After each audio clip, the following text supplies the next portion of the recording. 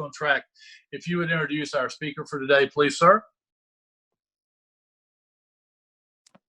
All right. Well, it's my pleasure to present Carmen Oguz to speak today. Carmen she graduated from Delta State University and earned her BS in physical therapy and Doctor of Physical Therapy degrees from the University of Mississippi Medical Center, I'm very excited about that, working at the Regional Rehab Center here. So she's currently the Vice President of Service Line Development, Director of Rehabilitation for an award-winning critical access hospital, works with community colleges to develop physical therapist assistant programs, and works as a healthcare consultant and advocates for the access to healthcare. Carmen is the past assistant district governor for our district and is the immediate past membership chair, and she is currently our district governor. So I will hand it off to her, and we are very excited to have Carmen Oguz here to speak with us today. Thank you, Carmen. Thank you, Robbie, and thank you everybody for being here. And I can appreciate Amy's words about the dire need for healthcare services in our district and around the nation. You know, this talk today is not going to be about COVID. You know, I refuse to be a COVID casualty, and your club has refused to be a COVID casualty. As a matter of fact, your club has taken the lead in the district by getting out of the gate first, developing and starting and hosting and sharing your Zoom meetings. And I appreciate that, because before this meeting officially started today, we were chatting about how some clubs in the district are really having a hard time getting off the ground. But it's clubs like yours that they're going to be key to the success of keeping Rotary, you know, validated in the district, and to keep many Rotarians and many clubs from being a COVID casualty. And you know, I wish I had known I was going to be on YouTube, because I've got two sons. My younger son has a YouTube page. He might actually think his mom is cool now. So I thank you for that. I can't wait to tell him. But I'm going to start today by quoting two people. If you can see, this is this year's Rotary theme banner, and our Rotary International President, his name is Holger Kanak. And I want to think that K should be silent in his name, but it is not silent, so I don't think I'm mispronouncing it. But Holger chose the theme as Rotary Opens Opportunities. And Holger had no idea what types of doors would need to be open when he selected this theme. He had no idea that a pandemic was coming, but I can tell you this.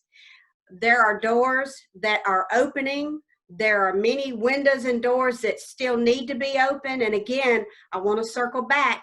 It's Rotary clubs like yours that are opening opportunities in your Zoom meetings by allowing other clubs to share in those.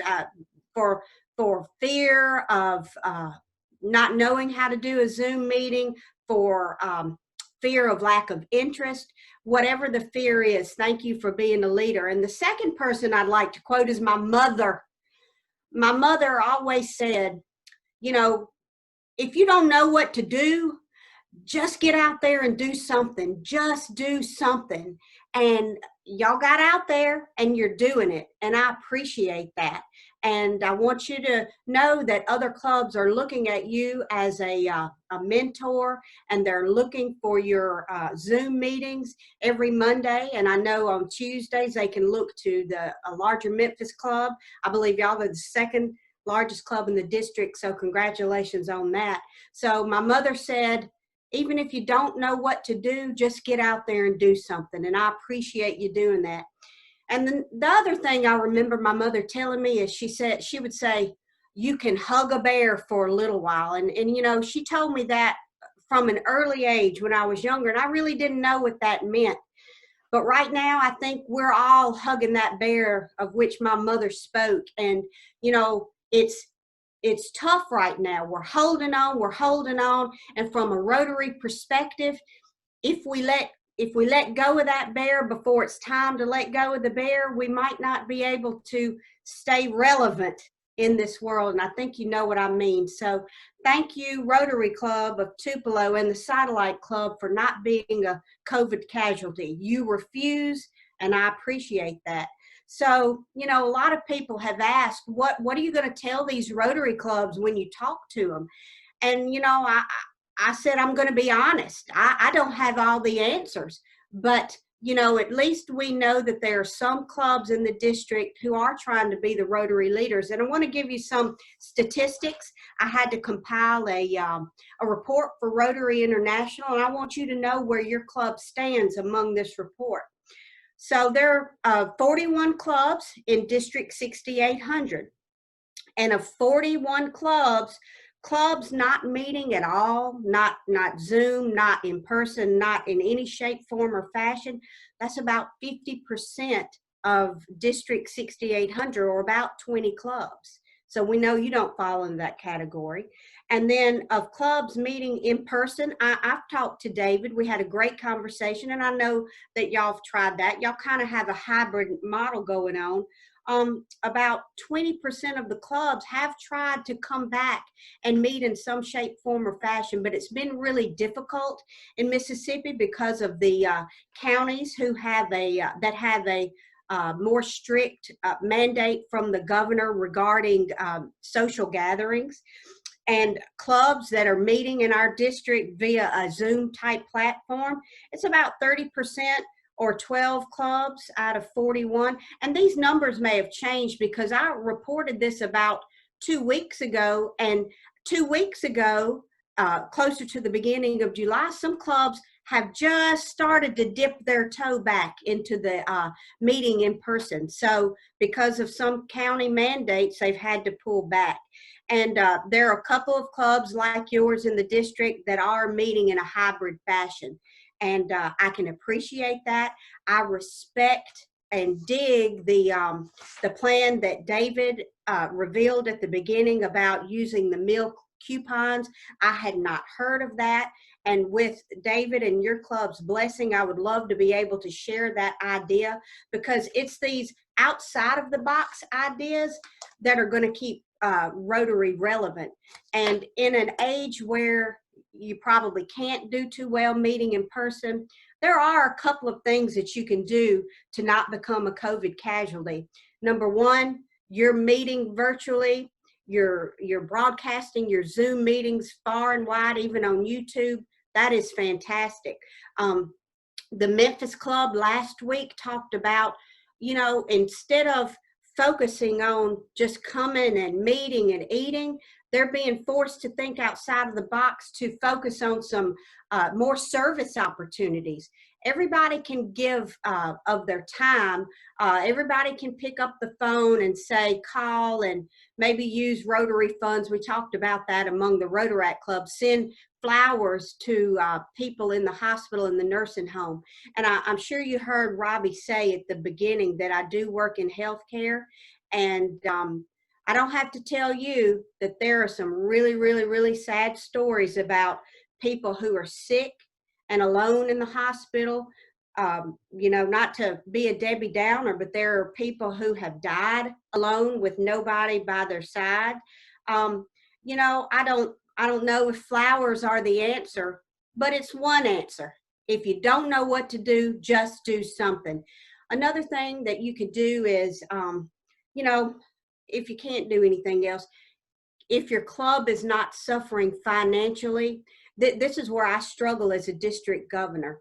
We know all the clubs are suffering locally and within the district and around the world. So the message that every district governor is supposed to deliver year after year is, you know, please continue your giving to the foundation, both as an individual and a club. And I struggle with that one, because you may not realize that as district governor, I get a spending account from Rotary International, but it's only for specific things like expenses for mileage and hotels to meetings, because I sure wish I could be with you in person. I started asking over a month ago, can I share my funds with the district? Because I don't need them. I'm not, you know, in a car driving. I'm not, you know, spending any hotel expense money. But anyway, they said no. So I really, really struggle with asking clubs to keep up their donations. But there's that. Your service and your donations and things of that nature, when you can't do anything else. You can hug a bear by embracing projects that you've never even thought about embracing before, because some of your traditional projects that you do annually, they don't work in a virtual environment anymore. They may not work as well. Another thing I want to point out really quickly is y'all are probably being bombarded like I am with emails from Rotary International about attending Zoom meetings, which they're good. You're probably getting emails from the zone, which we're in zone 31, which zones 30 and 31 are basically a vertical swath of clubs. It's called the Heart of America. We're in zone 31. I'm getting a ton of emails too. And like you know, sometimes I'm confused about who's sending them and what this is for. And then to add to that confusion, you might get more emails from the district, but don't despair. I think what I have talked to our assistant district governors about, Jenny included, and Tom knows too, is that, you know, right now, pay attention to the 30,000 foot Rotary International emails, and then the 10,000 foot zone emails, and then use or incorporate our resources from District 6800. In a few months, make sure you add speakers from our district like Tom Wilson, who can speak about the foundation, Vijay Supuria, who can speak about grants, Carrie Vaughn, who can speak about making sure that your Paul Harris status is intact, or that maybe you can keep up your giving to name a Paul Harris Club member.